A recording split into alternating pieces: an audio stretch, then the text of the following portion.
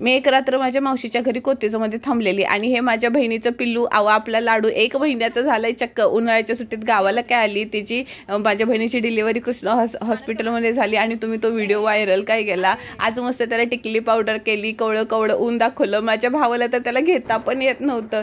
पिल्लूला लाडूला tata bye bye केलं आणि आम्ही गेलो तोंडोलीला. म्हणजे माझ्या आजोळा त्यानं गाडी एवढ्या फास्ट चालवलं की मला डोळे पण उघडता येत नव्हते.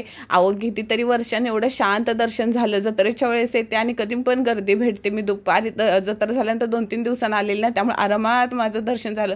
खूप इतिहासकालीन मंदिर आहे. हा त्याचा मेन गाभारा आहे. असं बोललं जातं की मंदिर किती पण मोठं करा पण मेन गाभारा हा हलवला ना पाहिजे. ही कोल्हापूरची अंबाबाई आहे ना, तिची प्रति अंबाबाई असे बोलले जाते. बाहेर जसं माहेरचा नारळ देतात तसंच मी दरवर्षी माझ्या आजोळचा नारळ देते. हिची यात्रा खूप मोठी असते. नारळ दिला आणि परत काय माहित का, आईचं दर्शन घ्यायची इच्छा झाली आणि परत पळत गेली आणि आईचं परत एकदा दर्शन घेतलं.